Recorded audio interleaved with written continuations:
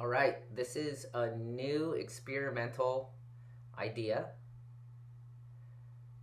So this is the solo shot 3, and as I was going through my footage, I realized that since it's filming the whole time, I might as well do a few edits that are really long. So this is an hour long.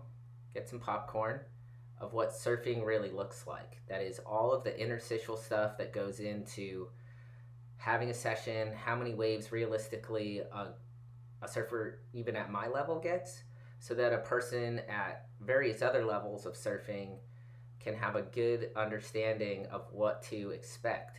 This is Northern California. This is the beach I grew up at. This is a west-northwest swell. Buoys were medium, about 6 feet at 13 seconds from the west-northwest.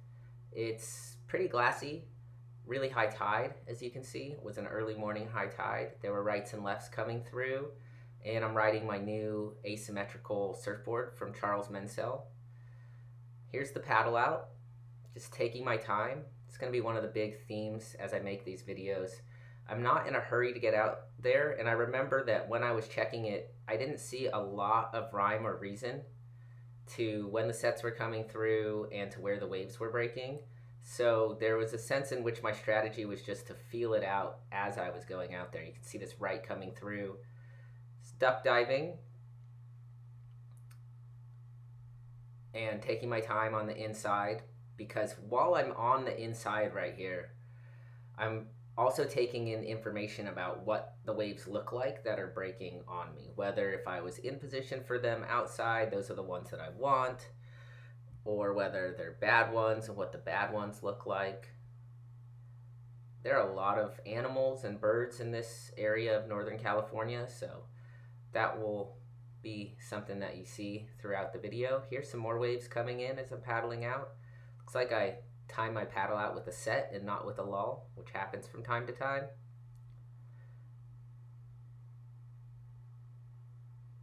A little duck dive under that one. That was a bad wave.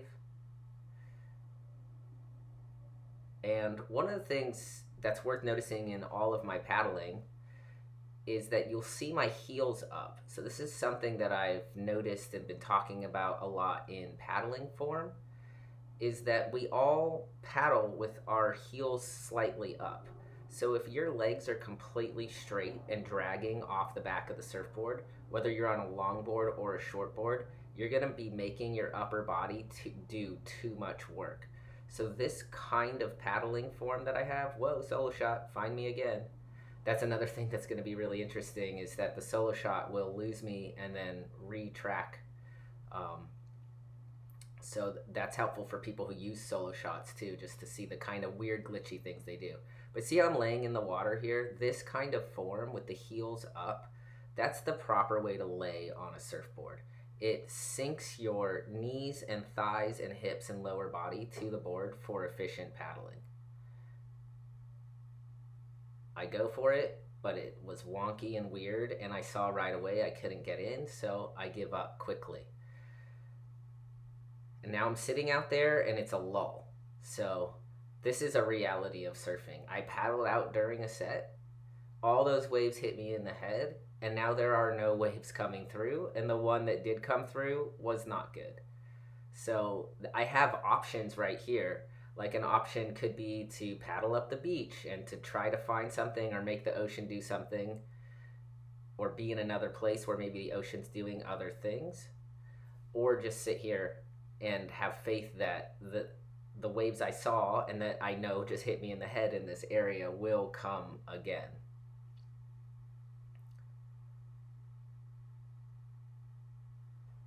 The water temp's probably about 53.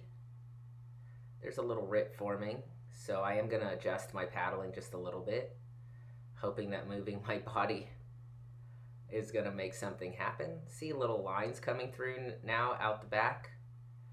Yeah, so the water's about 53. I'm wearing a 4mm hooded, no gloves, no boots.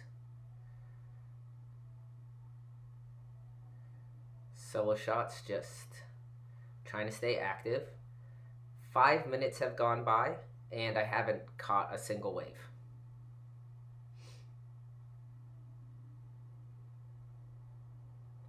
looking at this thing, and I can see that there's no way I can build up enough board speed to get into that. Now I'm thinking, is the inside better? Am I just not seeing it? Can't catch that one. I'm getting a little desperate. That wave was terrible. But I didn't try my all to catch it. I'm pissed. It's been 5 minutes and I'm just like, man, this sucks out here and it's frustrating. You can see the ocean's really not active, And again, there's the paddling form. So if you don't look like that when you're paddling, see how calm my lower body is, how connected to the board it is, and how my upper body is up so I can make these efficient strokes. I'm not paddling incredibly fast. It's that the arms go really deep in the water. There's no splashing. I'm not in a hurry to get anywhere. There are no waves coming through. I'm considering moving up the beach here just to try to make something happen. This is an incredibly long lull. We're at 6 minutes here. Not a single wave.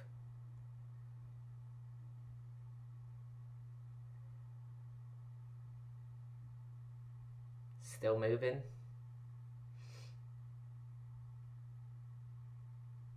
I mean, in a way, it's just to stay warm and to just hope that this movement is going to get me into a better place when the waves do come through. But I don't know exactly whether it's better up there. I'm just kind of gambling. I see a wave coming up way up there. What I do know now, after having surfed this area for 2 weeks straight, is that probably would have had better luck if I had been at this other sandbar that was way up the beach, but then I would have had to reposition my camera and do all this stuff. See that rough water outside of me? That's a rip current. So for anybody who's not clear what a rip current looks like, all of that rough water there, you can see the way that it's swirling. That's what a rip current looks like. And they happen all over the place because water has to move. Even when the tide's coming in, rips will form because it's just too much water for the beach to hold and it has to go back out somewhere. And in beach breaks, generally, rip currents aren't always, they start in one area and then they move sideways up and down the beach. This isn't like a crazy, scary rip current that's going to take you out to sea. Another thing you notice is there aren't other surfers around me. And that's good because if a wave comes through, then, I have priority. But it's bad because sometimes it can be so hard to orient oneself in the water without other surfers. So we're on 8 minutes, not a single wave caught. And not really, there's another surfer there. Not really much coming through. You see that rip moving sideways now in front of me. So more surfers entering the water over here. Now this wave's going to break outside. And I'm not in position for that thing. And there's an even bigger one outside of it. So I'm way too far inside for any of those. That left on the other side of that wave is really the wave I should have been surfing. And that right looks like a bit of a closeout. I'm going to have to duck dive here.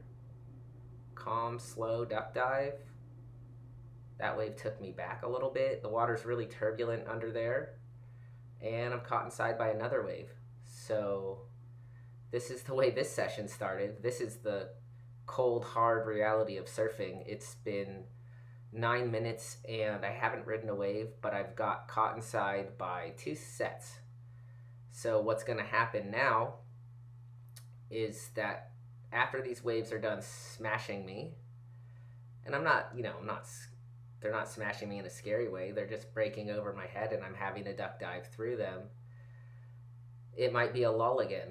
The other possibility is that it continues to pulse and I make it back outside. I must have seen something down here during that set that made me want to come back in front of the camera. And I'm hugging the inside because of the tide, but that's a questionable strategy. This is my second time riding this surfboard, and I do also remember feeling like in the winter suit, it's a very small surfboard, that for this amount of paddling, it was kind of not enough board. I might have been better off this session on a larger board. Those are some thoughts I'm thinking about when I'm out there, just thinking about how my equipment feels, how my body feels, and really trying to figure out where to be in the water. Somebody else coming out here. See him moving with the rip. All right, spinning for this one. Need to get something under my belt. Just a little one and no shoulder. So at 10 minutes, I finally get a wave, and a good one comes through, and I'm not in position. That looked like a pretty fun right there.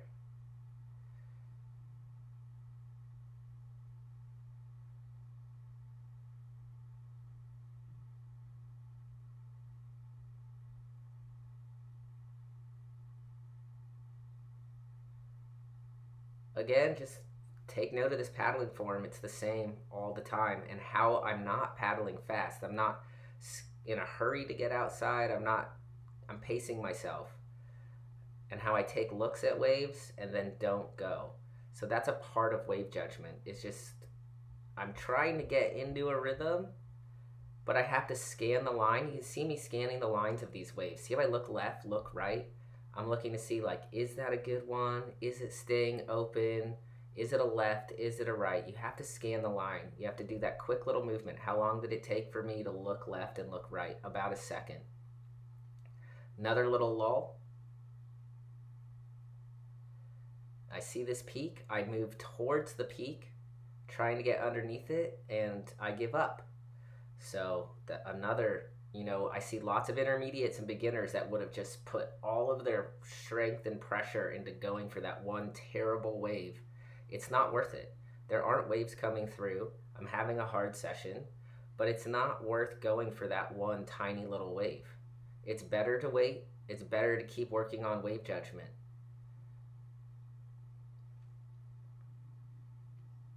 And it's a lull.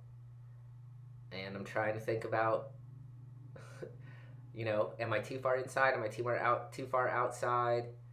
When the set comes, I'm just scanning that horizon, and I'm scanning my near field, because it is a beach break, and right outside of me there's some pelicans. Right outside of me, so under the water, there's one of the world's largest submarine canyons, and that amplifies any swell that comes into this beach. And so it can happen here, as is the case with most beach breaks. And there's groundswell in the water, kind of long period. It might have been more like 14 seconds, which would explain why it took so long for the sets to come through. But that canyon can amplify a little wave and it could turn it into something bigger that just pops up all of a sudden. And whether there's a canyon or not outside of a beach break, that can be typical of beach break surf in general. I see some lines forming right now, and so I'm going to start moving to try to position myself. I'm already thinking, is it a left? Is it a right? This little line, not even looking at it. Slight little ruffle, a little onshore breeze out there. But for the most part, it's glassy. I see this line. Older gentleman goes on the inside wave. He didn't get a very good one. And now I'm positioning myself under the lip, angle takeoff, staying low, looking for that end section, reach for the tail, hit it a little late, and I didn't really pull it, but it's the start of something a little bit better. That wave felt really funky to me. That board felt really fast in the first session I surfed it, and on that particular wave, it didn't feel incredible. Felt a little slow and too sensitive. I felt a little big and heavy in the winter wetsuit, which I recently read that suit's putting about 11 to 15 extra pounds on me. All the more reason to diet in the winter more than the summer if you're having to put on all this gear. Again, slow paddle out. Check the paddling form again.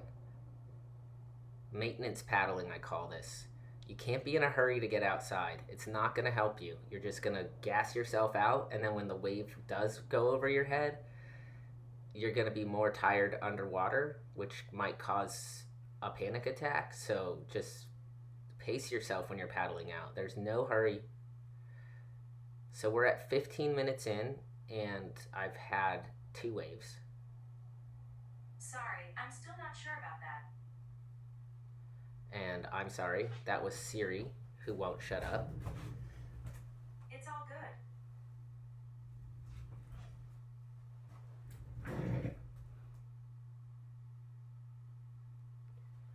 And just laying in the water, I mix it up between laying on my board and sitting on my board, waiting for waves to come in. And it's not that all surf sessions are like this. This one is particularly like this, and this is a particularly hard session. There will be other ones that I put in this series where it's wave, wave, wave, wave, wave. And it's important to understand the difference between those kinds of sessions and this kind of session. This is a really, really hard session. There's a bounce in the wave. They're not all doing the same thing. They're not all breaking in the same place. And it's extremely lully.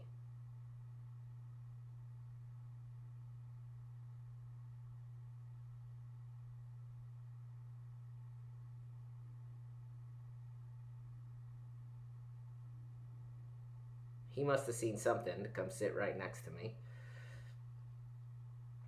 We didn't have a very, negative or we had a very, I would say, we had a very neutral communication style. Basically just stayed out of each other's way and didn't talk, which is totally fine. Total good social way to be with somebody else out in the water. We're not competing for waves at all at this point. We're not actually even sitting on the same peak, even though we're close to one another.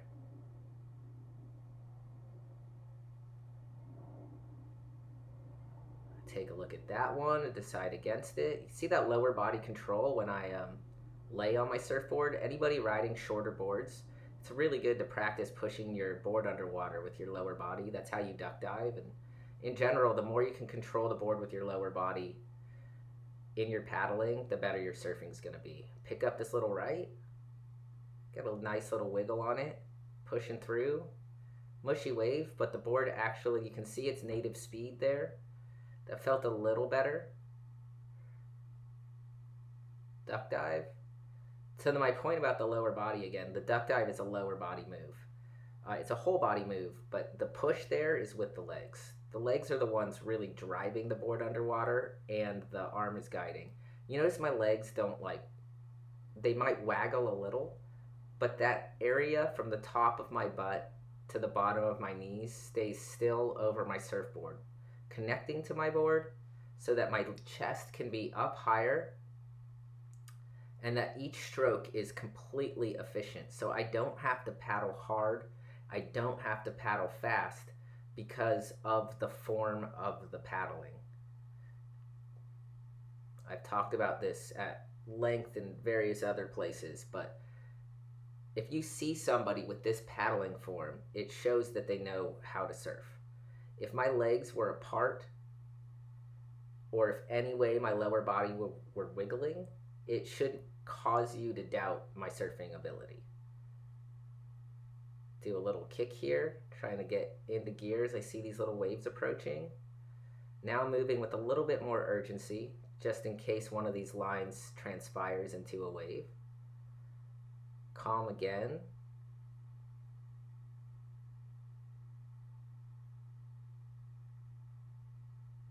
And you see my body language. I'm just like, yeah, no. I thought something was coming.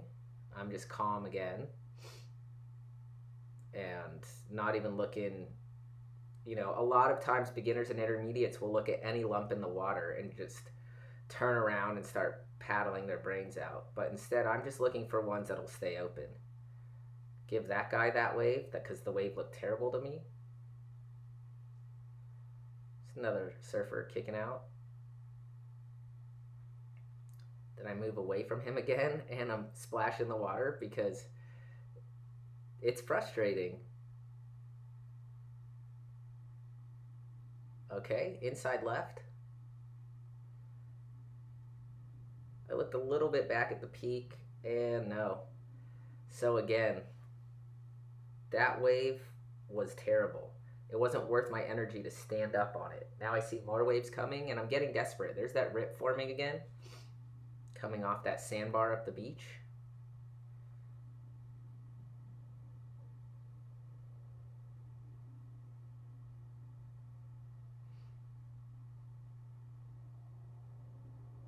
There you see, in the glassy conditions, when you see that choppy water, that's what a rip current looks like. It's almost like the solo shot. It's like, there's the rip current.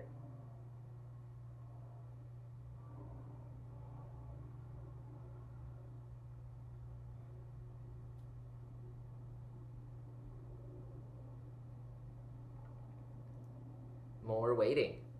This is the stuff you're never gonna see in a surf video. Why? This is boring as hell. You might even be inclined to like get up right now and go do something else and not watch this video or listen to what I'm saying, because I'm bored. I want to be surfing. I want to be catching waves here, but it's not happening. The ocean is not giving it to me. So there's a point where you just have to kind of let go and wait for it to come. And just like that, a wave came to me. That was one I didn't see coming. It just popped up out of nowhere, and I was in position. Better takeoff, better stance, high line, back foot over, and besides the recovery, that turn felt really good, honestly. So that board is spicy when it goes. Now I'm feeling a little better. That's 21 minutes into the session, and I got a wave that felt good. So I did 20 minutes of work, positioning, maintenance, paddling, duck diving, getting caught inside to get a wave that, like, now my session feels worth it a little bit, but now I want more. Now I know that there are waves that are fun out there, and I want to get more of them. Another set's coming through, so paying to play here. There's that right out the back.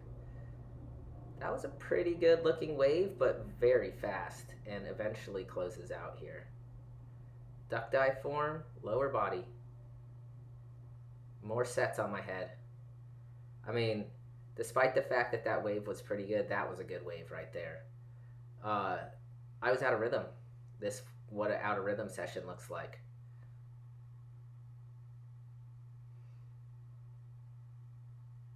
Check the paddling form again.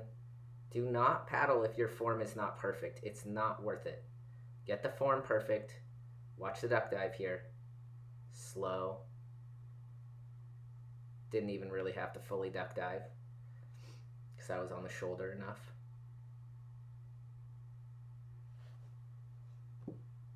Slow. Now I'm going slow because I'm always going slow, essentially, because I'm not going to benefit at all from paddling quickly through the inside. The water is turbulent, it's gonna gas me, and honestly, sometimes you can get your best waves when you're paddling slow through the inside, and one sick one pops up on the sandbar there, and you can just sit up, turn around, and you're in position for it. That will happen in other tapes. It doesn't happen as much in this session, but as you watch these episodes of what surfing really looks like, you will notice how much the slow maintenance paddling through the inside pays off. Now, that is with surfing, as we know, and in life, there are exceptions to every single rule. And there are moments when you need to paddle with concerted intensity to get out of a dangerous situation. We haven't seen any of those yet. So far in this session, stakes are really low. There aren't very many dangerous situations to be had out here. The waves aren't that big. There aren't that many surfers. And there aren't any obstacles like piers or jetties or rocks to avoid. So there's just nothing scary happening out here. And it's really important to have that kind of mental register of the things that really could threaten your life. There also are sharks out there, but I wasn't feeling spooked at all. So, one just has a sense. I actually surfed a place later this day, my second session, that there are a few attacks there and sightings every year, and that felt spookier. But this place, there haven't been any attacks, and even though they're out there eating seals probably way out to sea, not feeling the vibe. My mammal instincts are all good here. There's another little wave. 24 minutes.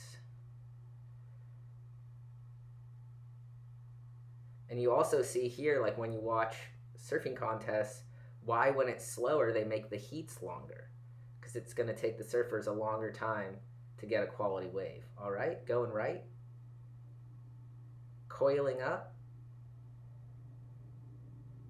A little turn. That bottom turn felt a little shaky and weird. I think it was more the wave than the board. Not an incredible wave, just something, another something under my belt. Speaking of surf contests, that wave would have been a 1.7 if I'm lucky. Maybe if they were generous, they'd give me a 2.5. But it's just one turn. But for those of you looking to do turns, I mean, you would have been stoked on that. It's just all about the one larger turn rather than a few small, not quite turns.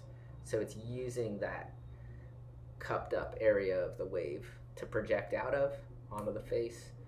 At the end of this whole video, I put all the waves that I caught. And so you'll see, and that's normally what you're seeing, right? Like, I could have made an edit of this session that really probably only 2 waves were worth an edit in this session. Now I'm looking at this one, solo shot, catch up. Where are you at? There it goes. It senses motion. So it senses me here, moving a little faster here. That turn felt a little better. I'm like, okay, all right. I went faster. Got the board on edge. Slow paddling through the inside. Surfing is more paddling and more wave judgment than it is riding waves. All of the wave riding that we do is premised on this, what you see here. Going slow through the inside, breathing, keeping the chest up, keeping the heels up, keeping the knees connected to the surfboard, not splashing in the strokes, timing the strokes. I mean, not timing in the sense of counting, but just one arm after the other, deep in the water, pulling down at the bottom. I'll take some rests and kind of vary. So there you go. I slow down right there. Once I think I've made it out a little further, there's that rip current. Again, for those of you who've never seen a rip current, it bears repeating. That's what one looks like. If you're sitting out there in that, you need to paddle out of it. Not, again, for a dangerous thing. Like, you're not going to get sucked out to sea and die, but you're not going to catch any waves in that rip current.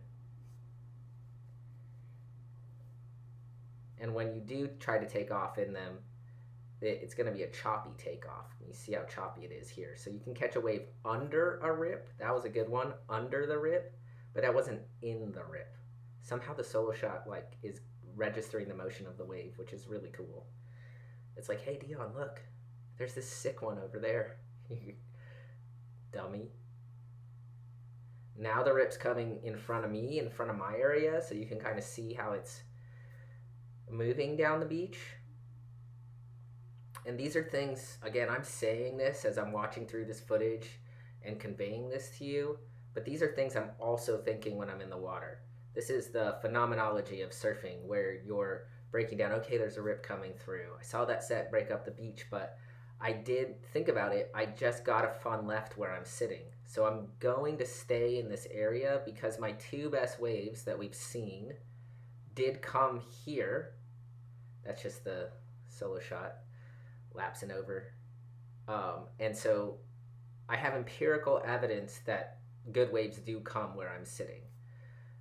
I could have thought about the fact that they don't come that often, and it's been so hard for me to get the ones that did come that I could have moved over to a part of the beach that had a better sandbar.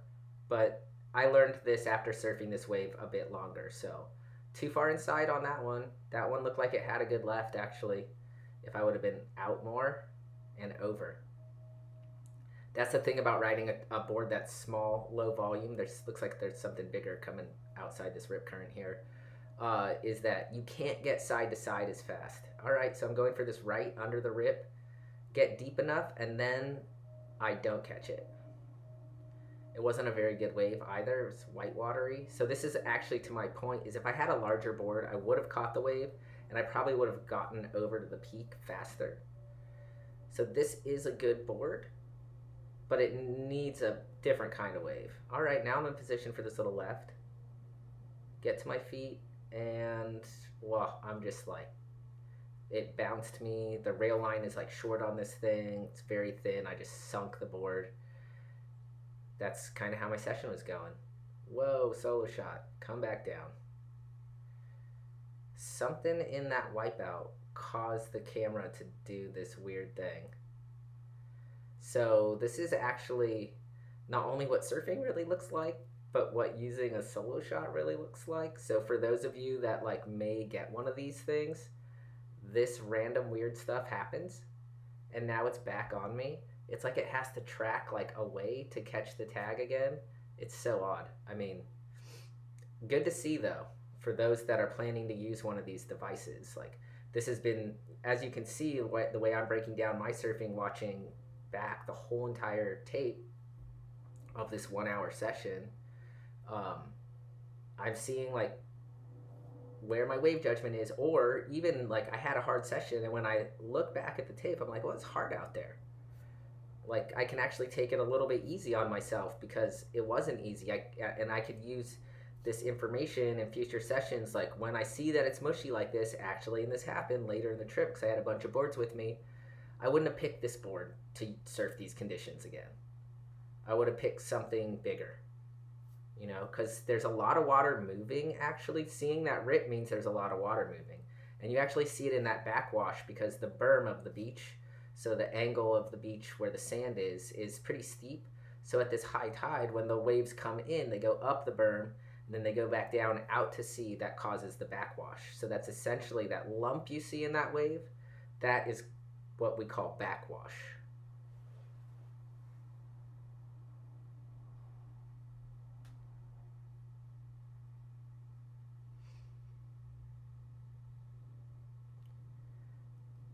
So that rip is outside of me. There's backwash in that little wave. Homeboy comes through, and he's struggling too, and he's on a bigger board. He's also an older guy. I mean, struggling. He caught a wave. Many people are just happy to get one wave in a session, but his waves aren't standing up. He's not able to do those kind of cutbacks in a way that feels really satisfying. Maybe he was satisfied with that, but probably not. His body language didn't look like it. So here I'm paddling out towards this peak. What's it gonna do? Where am I? I'm looking, and no, funkified. That backwash just held it up, and it had a really ugly line. I'm gonna reinforce this point once again. You can look and not go. If it looks bad, don't go. There was nothing like, what if I would have paddled my ass off and stood up and it closed out? Then I have to paddle all the way back out again, potentially taking myself out of position should another set come through. Also, see me sitting and I'm moving. That rip is actually pushing me to the south. And I looked back, see that? I looked back at the camera, saw myself moving, and paddling back up against the rip to reposition myself. So another note that will be re-articulated throughout all of these: use your landmarks on the shore. Pay attention to what's happening to you out there. It's the ocean, it's moving. If you sit down, you're gonna move too. Here's a little lump. I'm looking at it. I'm looking right, looking right, looking right. Stay looking right, stand up. Get just a little cut back there. Another 2.5, 1.7 type of ride. But, you know, it's something. At this point, I'm desperate to ride waves. So, 34 minutes in. Paddling against the rip here, kind of a diagonal style paddle out. Paddling form has not changed, and you won't see it change. It doesn't matter if I'm on a short board or a long board. Those legs I'm keeping together over the tail. This guy's going. Misses. Duck dive. Lower body move again.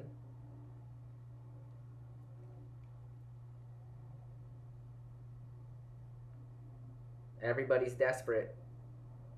That was a nicer takeoff, but that was a closeout for that guy. He's riding kind of a long, skinny, gun-like board. I don't know either of these guys. And now the water's moving a little faster. See that water moving to the south? See how it's like a little bit harder for me to So we're in a current. It's not a, it's not, again, it's not like a radical current, but it's there. If I don't move against it, it's going to drag me down to the jetty or to where the waves are smaller. I see this little left. I'm moving towards the peak, and I see that I can't get there. He was in better position, and it wasn't that good of a wave. It just died out on him. So he was at the peak. We would say that wave was just a drop. Had no shoulder, no face. So those are waves too where like he rightly just kicked out. He couldn't manufacture anything more out of that wave. Another interesting thing for solo shot users, you can see that it films this whole frame around me, and that also it's tracking movement, not just the tag. So in some cases, if you're surfing with your friend or just another surfer, like it kind of picked up on his motion just because he was a moving body in the frame. Just something interesting I've noticed about the solo shot. More maintenance paddling, another lull, more pelicans.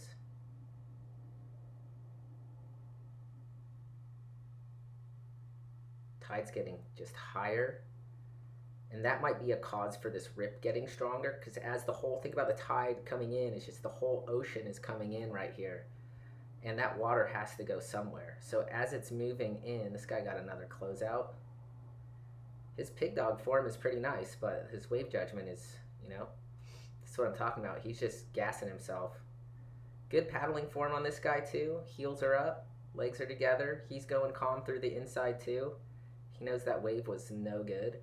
So you could see, you could tell he's a proficient surfer. Takes his time. Look at our form is pretty much the exact same.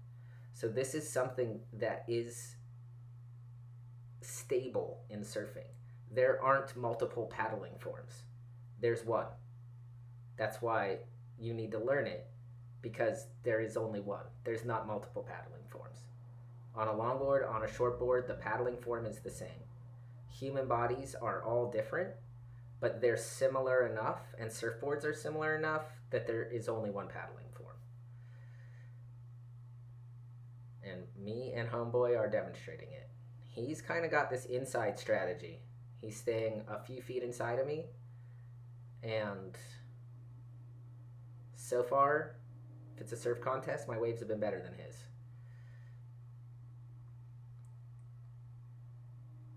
I didn't really see anything on the inside that stood up better than the set waves. Set waves weren't coming through that often. So we're at almost 40 minutes here, and there have been a lot of pelicans, a lot of getting caught inside, a lot of maintenance paddling, a few waves, only two that were okay, I would say, which were those two lefts. The one I did the turn that felt really spicy. Woo, those pelicans came close. And then the other was a cutback that felt okay, not incredible, because I think I really didn't control my left hand on that one. Moving around now for this peak, taking a look, scanning the line, and giving up. Nope, bad wave.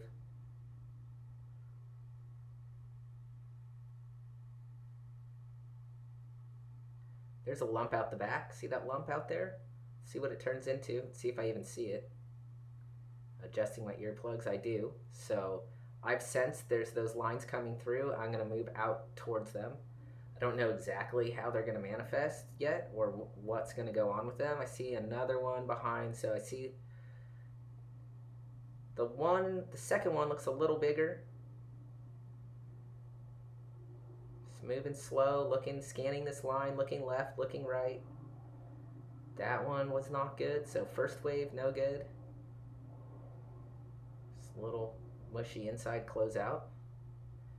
And it looks like that set didn't really materialize, so another important point. You can see waves coming out the back. It doesn't mean they're going to turn into waves on the inside sandbar. A lot can happen in that 20-30 feet. This one looks to be standing up a little bit better. There, I'm going to start moving. I see it stand up. I start moving. Positioning myself. There's the peak. Staying deep. funky takeoff, and the wave sucked. Tide's just getting really high, so we're seeing a real shift in the tide. The waves are flattening out almost completely. Looks like the people having the most amount of fun aren't people. Seems like the birds are having a grand old time out there.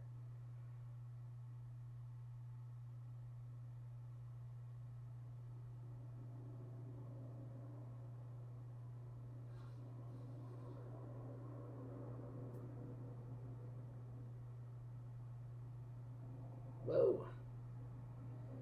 A little murmuration, mini murmuration. And it's the lower body pushing the board underwater, sitting back down. See some lines coming through again out the back here. Let's see when I notice them. When do you notice them?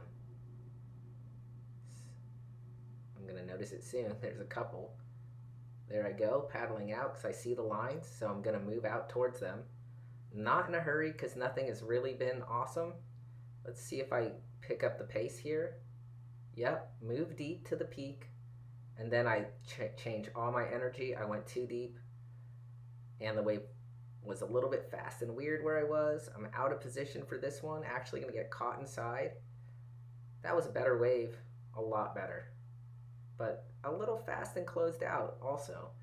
So, out of position, right? Like, I'm trying to figure out where to be, and it's not been easy. All right, here's another line coming through. Paddle out. Now I'm positioning for the left. Just too far behind it, and too much lump in the wave. Couldn't get the board speed up. Couldn't get into position. More frustration. But it's all, this is the chess game of surfing. I'm trying to figure it out. I'm trying to find the rhythm of this session. And it's not this wasn't an easy session. And having the footage actually gives me some consolation that, I was doing what at that time was to the best of my knowledge. But again, I did end up surfing this area of beach for 2 more weeks after this day, and I rarely surfed this area. There's a little harbor seal on the inside. Hey, buddy. Harbor seals. Great white food. They're pretty cute.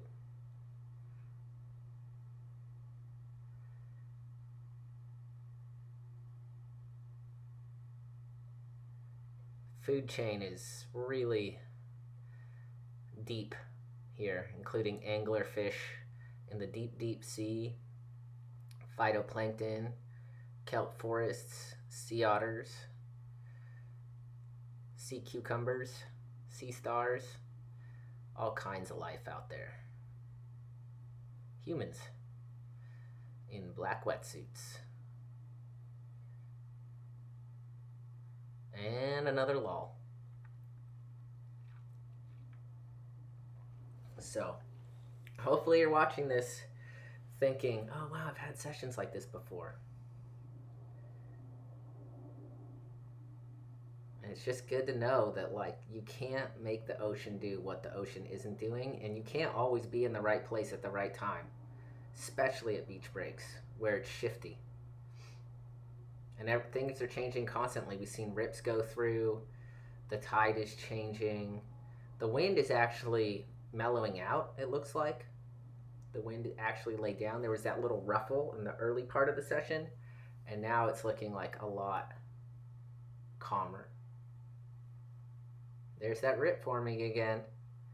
And a rip that constantly forms in the same place is a sign that there is some kind of channel or sandbar. So in later episodes, we'll see me surfing that other wave.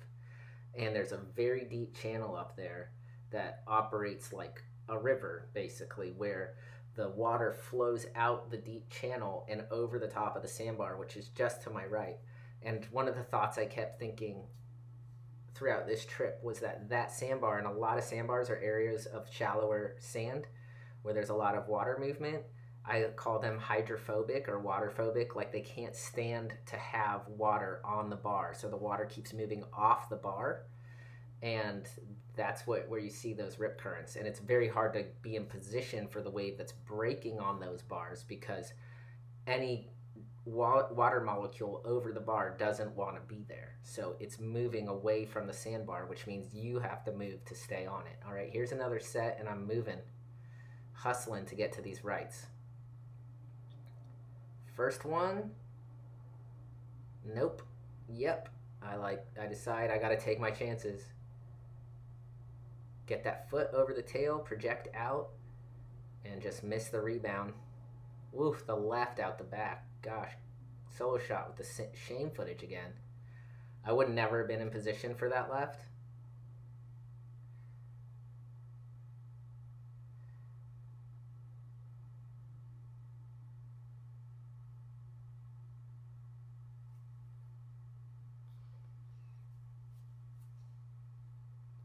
All this maintenance paddling, just having this session, moving the body, this is what gets you into surfing shape though. So it's important to just go out there and do the paddling, do the work, do the wave judgment, even if you don't get a lot of waves, right? This is all adding up to, even if this session ends up overall basically a C minus, I think I'd give this one, in terms of the way I read the ocean, the way I picked my surfboard, even the way that I surf these waves. Yeah, about a C minus, little under average surf session. It's going to equate to having A plus surf sessions down the road.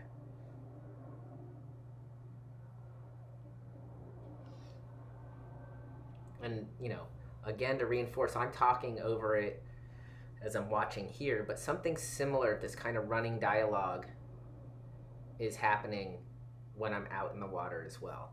I'm like, okay, is it over here? Is it over there? I'm talking to this guy.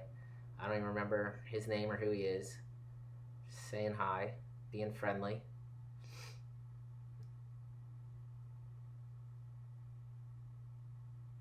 Another little harbor seal. Hey, bud.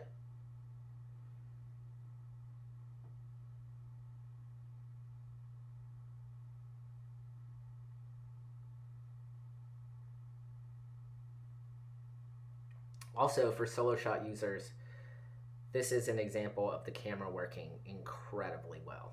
It does not always work this well. I actually have to say that I had pretty awesome luck with it tracking during this trip. And if you watch my other video on how to use the solo shot in New York, I'm setting it up the same way here, getting the tag to calibrate with the camera before I paddle out, making sure the camera is calibrating when I'm on the beach.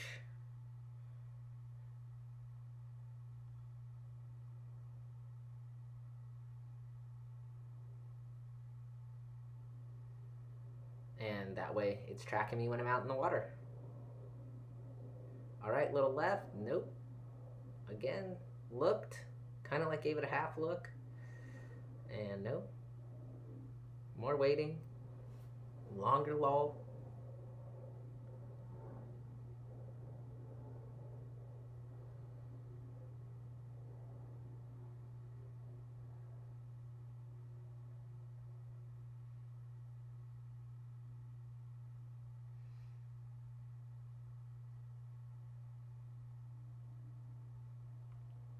And just resigned to my fate here, right? Sitting, waiting. This is the reality of surfing. There's a lot of sitting, there's a lot of waiting, there's a lot of moving to not catch a wave.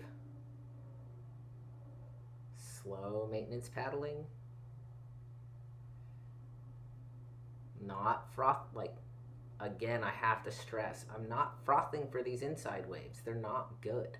It's not worth it. I'm resigned to the fact that it's lully.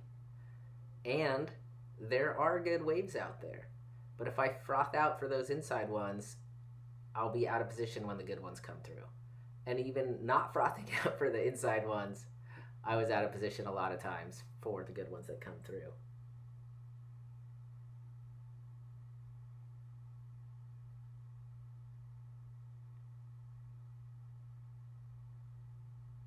Also looks like it's getting sunnier out at this point. Wind is Got another little ruffle on it, but for the most part, pretty glassy. Tide just getting higher. Rip not really letting up off that sandbar. I'm gonna move for this one. Nope.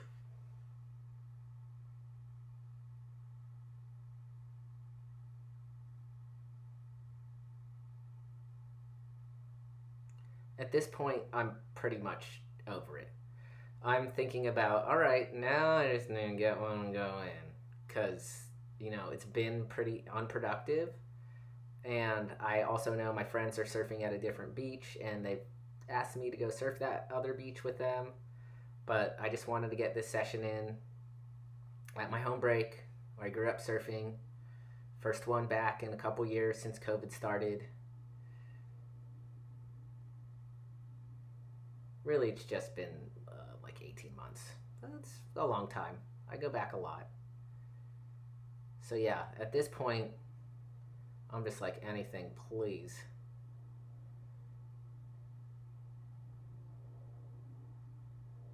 See this little one move? Looks like a right. I'm looking up at the right. Move to the shoulder, get to the peak. Oh, you don't see it here, but I got caught. I was just waited so long.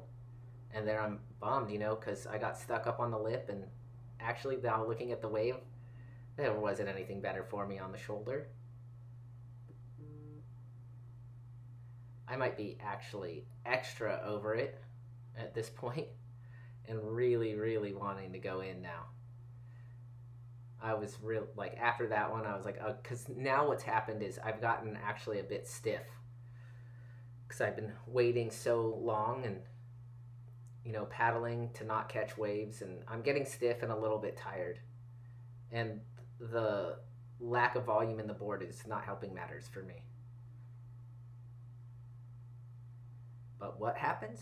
I do maintain paddling form, right? Because there's no reason, no matter how stiff, no matter how cold, no matter how tired, those legs should not come apart. Your knees should be not apart off the tail of the surfboard. Again, regardless of whether you're on a longboard or a shortboard, you need to maintain paddling form at all times. If you can't maintain paddling form, you need to go in. You need to stop surfing. So I really, really need to stress that even in the world's worst session, I maintain paddling form. Even at the most exhausted that I ever get, I maintain paddling form.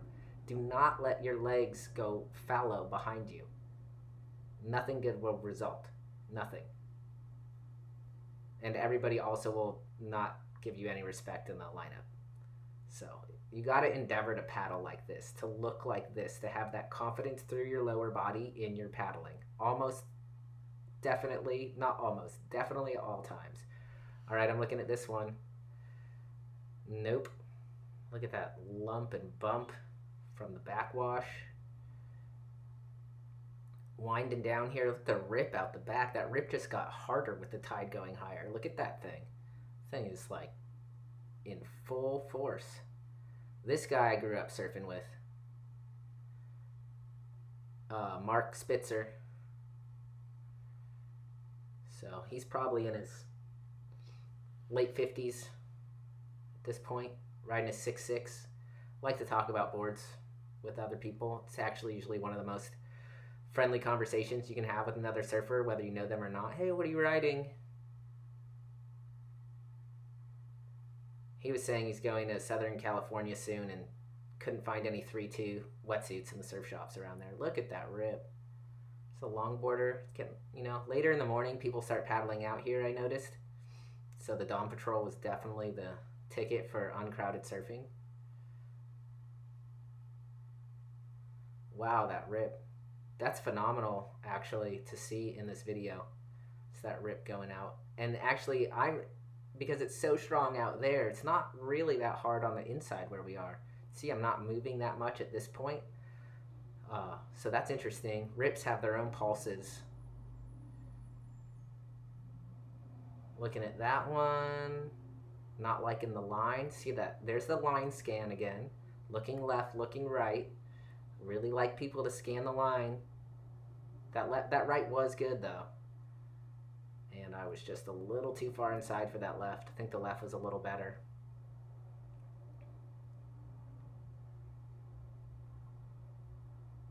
And just another little set of waves went by, and I was not in position for any of the good ones. Another harbor seal, duck diving, harbor seal diving under that whitewater.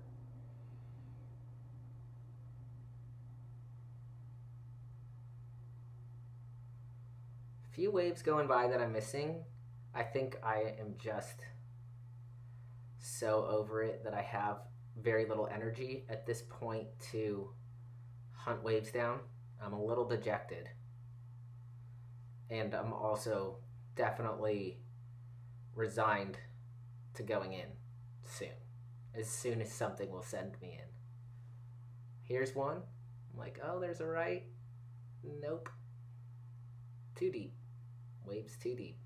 Not standing up. Another wave. I'm caught inside. Looking right and too deep. Never would have made that wave. Shuts down right there. I look at it to make sure that it shut down, that I made the right decision.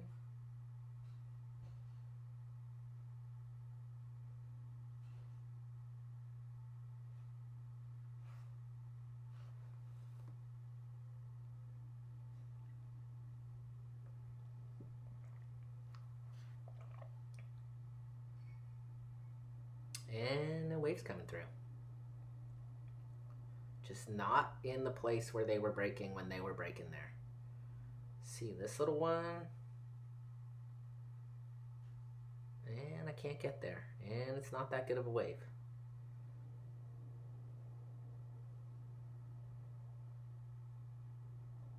I can tell for certain this is going to be my last wave in.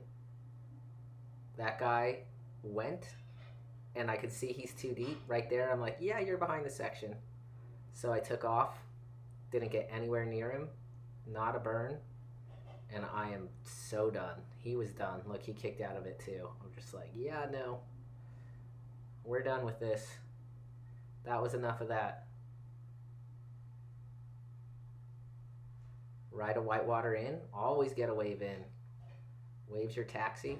There's that left. I should have been surfing the whole time. Jiminy, look at that thing. Oh my gosh. Seriously blowing it.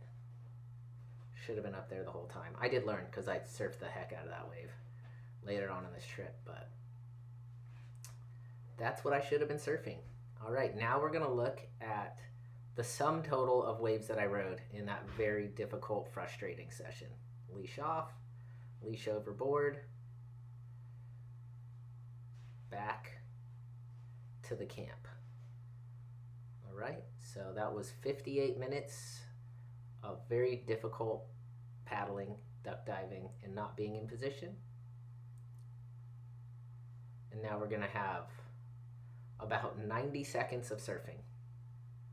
So here we go. Counting down. Oh, there's that wave. That's where I should have been surfing. Way down the beach there. Oh, it's even less. Here we go. 1 minute of surfing. 1 hour of paddling. 1 minute of surfing. These are all the waves I rode that whole session.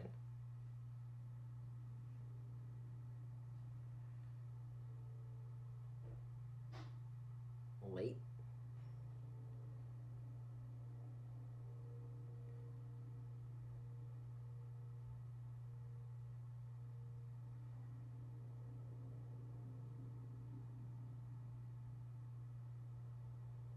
It's one of the better ones here.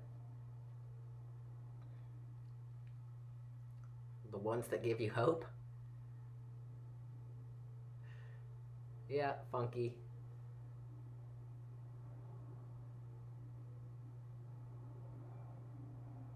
And so, yeah, big learning experience this session. Keep in mind, though, it's the thing I want to leave you with here. 1 minute of surfing, 1 hour of paddling. Think about that ratio when you think about what surfing really is. It's a lot of paddling, a lot of wiping out, a lot of being out of position, A lot of scanning the line, maintenance paddling, duck diving, figuring it out. Just trying to figure it out.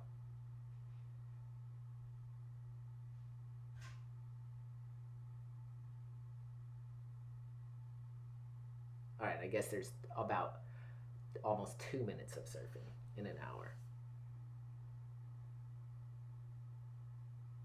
But some of the surfing's better than, it's mostly not good surfing, right? It's mostly like bad waves, bad wave selection, and not a lot going on.